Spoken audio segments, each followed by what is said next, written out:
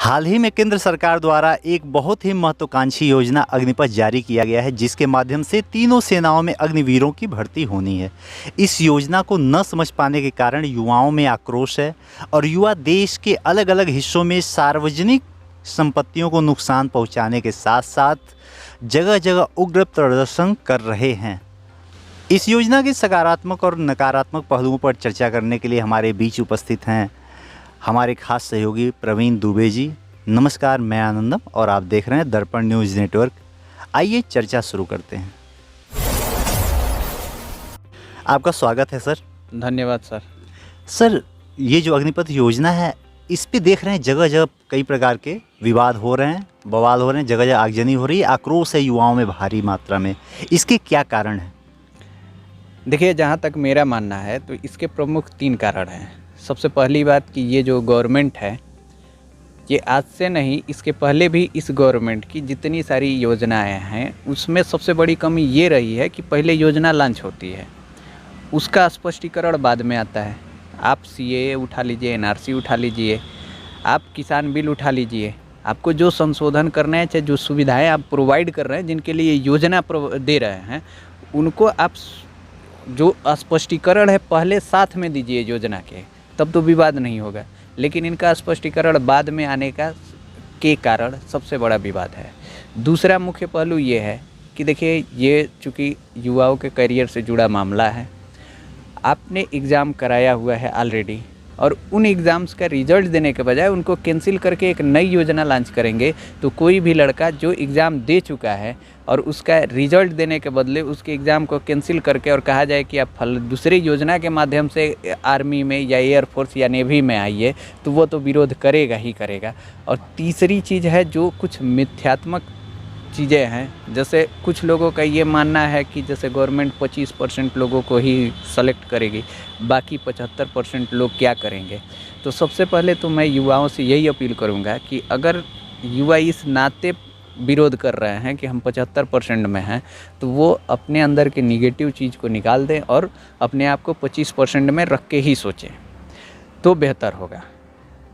क्योंकि देखिए, उनके पास पूरी एज उनकी बची हुई है। अगर उनका खुद का कॉन्फिडेंस उनके साथ रहेगा तो वो 25% के अलावा भी रहेंगे तो भी अच्छा कर सकते हैं। सर, ये इस योजना के सकारात्मक पहलुओं के बारे में बताएं।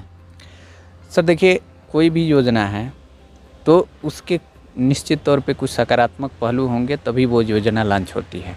सरकार ने प्लान किया होगा और सरकार उसके हर पहलू पे पहले सोच विचार की होगी, उसके बाद ही इस योजना को जारी करेगी। हम लोग तो केवल वो जो फ़िल्टर होके चीज़ें आती हैं उन्हीं को देखते हैं और उनके अनुसार से जो हम लोग मेरा खुद का जो व्यू है उसके माध्यम से अगर मैं इसके सकारात्मक पहलुओं की बात करूं, तो सबसे बड़ी बात ये है कि देखिए, जो युवा 17.5 की उम्र में भर्ती होगा वो निश्चित तौर पे हाई स्कूल की डिग्री के बाद ही होना है, ठीक है।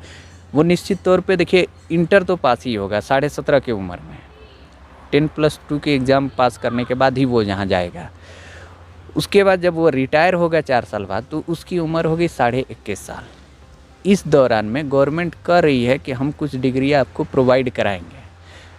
अलग अलग स्टेट की पुलिस में आरक्षण देने की बात हो रही है। इसके अलावा अर्धसैनिक बलों में भी 10% आरक्षण की घोषणा हो चुकी है ऑलरेडी। तो उसमें ये अपना करियर बना सकते हैं जो युवा बाहर आ जाएंगे। उसके बाद गवर्नमेंट एक अच्छा अमाउंट दे रही है कम समय में आपको, वो इनके लिए बहुत सकारात्मक है, क्योंकि इनका रिटायरमेंट के बाद इनका पूरा जीवन पड़ा हुआ रहेगा। अगर वो पढ़ाई के क्षेत्र में अपना करियर बनाना चाहेंगे तो भी उस अमाउंट का यूज करके ये अपना करियर बना सकते हैं। अगर ये बिजनेस में अपना करियर बनाना चाहें तो उसका अमाउंट का प्रयोग करके ये वहाँ भी अपना करियर बना सकते हैं। तो इनके पास विकल्प बहुत खुलेंगे और जो एक दिल में तमन्ना रहती है कि नहीं, मुझे देशभक्त होके आर्मी में जाना है और देश के लिए कुछ अच्छा करना है, वो तमन्ना भी पूरी हो जाएगी और इनके साथ एक टैग भी लगेगा कि नहीं, हम देशभक्त रहे हैं, यानी कि आर्मी में रहे हैं। जो मैं देशभक्त शब्द पे बार बार जोड़ इसलिए दे रहा हूँ क्योंकि हमारे देश में एक माइंड सेट ये बन चुका है और वही माइंड सेट इस समस्या का सबसे बड़ा कारण है कि जो लोग आर्मी में हैं वही सबसे बड़े देशभक्त हैं। जो आर्मी छोड़ दिया वो देशभक्त नहीं रहता है। तो 4 साल बाद हम लोग देशभक्त नहीं रहेंगे। तो ऐसा होता नहीं है। युवाओं का पूरा जीवन पड़ा है, उस जीवन का अगर वो सही सदुपयोग करेंगे तो उनसे बड़ा देशभक्त कोई नहीं रहेगा।